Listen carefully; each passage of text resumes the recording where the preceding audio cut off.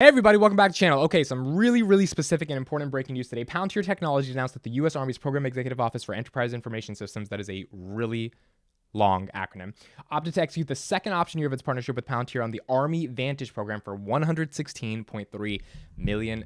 So I wake up this morning, I have to go drive, got to go get something, and check my phone.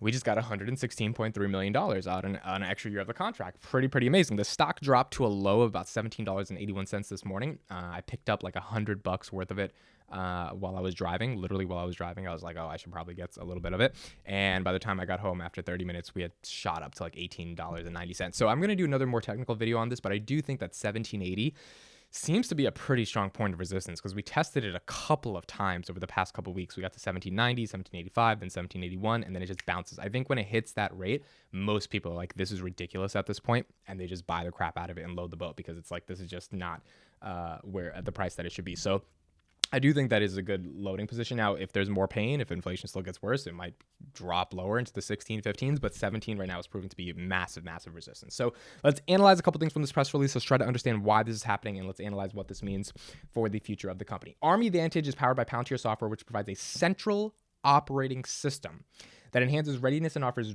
near real-time visibility and controlled access to disparate Army data sources on an integrated data platform. The Palantir platform enables organizations to make better use of that data to break down the silos and offering a single operating picture for decision making. So the Army Vantage is basically a part of the Army that is using part of Palantir software in order to understand more about their data. And that centralized decision-making hub is pretty much what we've talked about in previous videos, that understands how to take data from disparate parts that are siloed and bring them all in one place. And then ultimately Palantir's software allows them to make sense of it. Now, really important thing here is that in December 2019, the U.S. Army selected Palantir for a $458 million production agreement to power the Army Vantage. This was a comprehensive data analytics platform that they wanted to basically help them facilitate better data decision making throughout the entire Army. The contract was a base year and 3 option years. So they were awarded $110 million at the time for the base year in 2019 and $113.8 million in December 20 for the first option year. And today they got the second option year, which is $113 more million. Now, if you're wondering what is the Army Vantage platform, it's important to understand that as well. This was established to enable users to make data-driven decisions, allowing the Army to leverage its data as a strategic asset. We've done a couple of videos about how Palantir works with the Army. I actually have another video coming out today, the day that you're seeing this, about Palantir's Gotham and the Gotham defense decision-making for government. So that's a software that is different from Foundry in terms of Foundry is more for businesses to optimize their decisions via data, whereas Gotham is purely a piece of software to help governments understand how to defend themselves against their adversaries and things of that nature. So the Army is one of, a part of the government that is ultimately using that software and trying to understand it better. The Army Vantage, I would assume, would be using some combination of Gotham or Foundry. Now, it says Palantir's continued partnership with the Army since the platform's launch has helped generate and integrate over 30,000 unique data sets from over 160 distinct systems. And again, this is kind of the value of the platform. This is why they are getting the contract over other people, which I'm going to talk about in a little bit. But to be able to get data from 30,000 distinct unique sources and put it into one place and then have regular people in the Army understand it, make sense of it, and make decisions based on that data, that's really the value proposition here. Over the last year, Army Vantage implemented an application to help command teams plan, avoid, and manage soldiers' risk behaviors, provide leaders with visibility to the Army's COVID-19 inventory and soldier immunization rates, and helped improve the Army's process for weapons accountability. So there's 3 things there. They help manage times of need for soldiers in terms of the risks that they have. They helped COVID-19 immunization throughout the Army, and COVID-19 vaccines and distribution was hard enough for the regular public, right? In the Army, that's a whole different issue.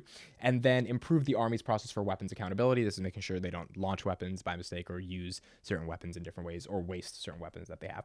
In May, the Army Vantage received an American Council for Technology and Industry Advisory Innovation Award for improving the Army's data-driven operations. So the Army Vantage ultimately helps the Army make better decisions, and they use Palantir as the backbone and the foundation on how to make those decisions in a meaningful way.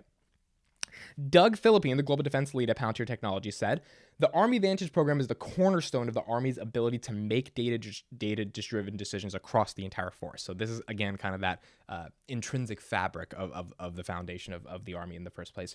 This partnership reinforces what industry and government can do at speed to solve hard problems. Pretty awesome stuff. Couple key points of analysis that I want to do here on this.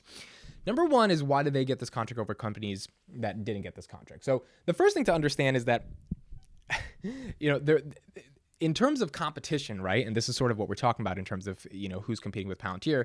There's not that many people. There are not that many companies that can do what Palantir is doing. Getting $116 million for 1 year, that is a ridiculous contract. I mean, like, that is absolutely insane, right? To give $100 million to a client for 1 year. That is phenomenal. So the fact that they're able, that's what raises their average revenue per client by so much, because they end up getting these hefty clients in the governmental sector. So $160 million is awesome, or $113 million is awesome. It also signals that the Army Vantage was not going to use anyone else other than Palantir, because to me, this is very bullish, given that they've already used them for 2 years, right? So if you've already used a certain product for 2 years and you're opting to go for the third year, then that means that there is some value to that product, right? If you used it 2019, 2020, and then you're like, 2021, we can't live without the product, you're going to end up paying for it. And if the data-driven decisions that you are making are ultimately saving you time, energy, money, and helping in terms of your process, then there wouldn't be a need to not pay for that money. The way you kind of want to think about it is like $113 million is a lot of money. So if you're going to fork up $100 million, right? And you're going to justify that with taxpayer money, it has to be for something that is meaningful, right? It has to be for something that's actually going to help you.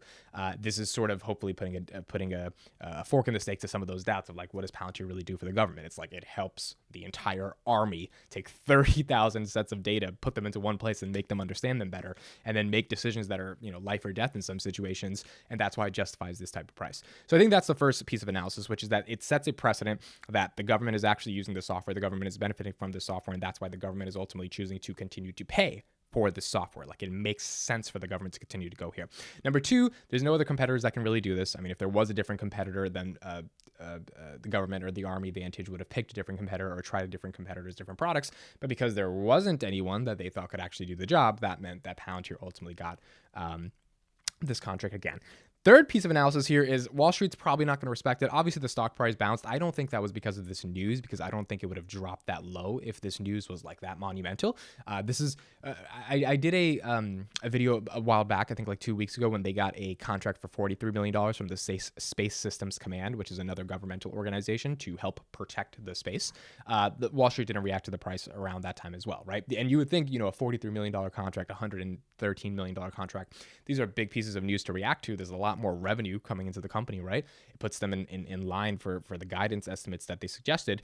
But these are governmental contracts at the end of the day. So it's not likely going to move the stock price in some phenomenal way. The reason I think we bounced from 1780 is because I think it's such a ridiculous price that people were like, all right, we gotta buy it up at this point, especially institutions.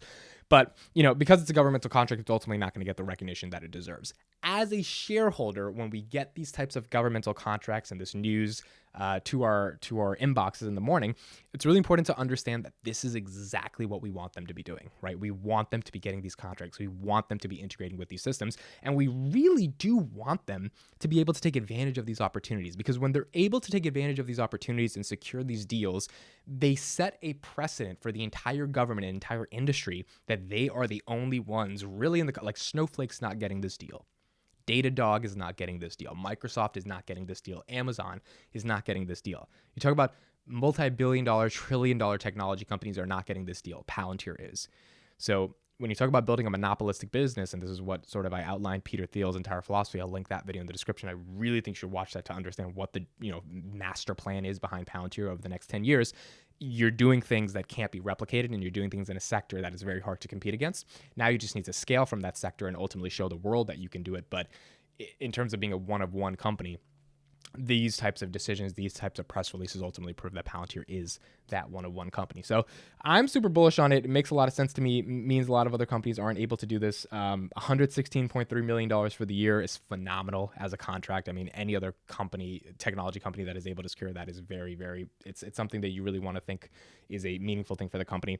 And final thing I'll say here is that it seems to prove the stickiness again of their business model, right? If they were awarded a 3-year contract with options for base years and then these options are picked up, it means that the clients that are using them, in this case the Army Vantage, recognizes, oh, we have a lot of data to make the Army function. These guys actually help us make sense of it. $116 million is worth paying it. We're going to take up this option. What happens next year and the next year and the next year, right? At what point does this just become a lifelong sort of product that you have to use, almost like, you're using Google to search for everything, or you're using Palantir to understand all the data, if you're constantly going to get more data, which, because data is the new oil, we know that companies and governmental clients are going to be getting. At that point, to me, this is very bullish. It means it's very sticky. It means there's likely a lot more revenue to come from these clients over the next couple of years as Palantir even increases its offering, makes the software even better, and ultimately enhances and scales the product in the first place. So Palantir, $116.3 million. Let me know your guys' thoughts in the comments. Let me know what you guys think. My name is Mitt. I'll see you in the next one.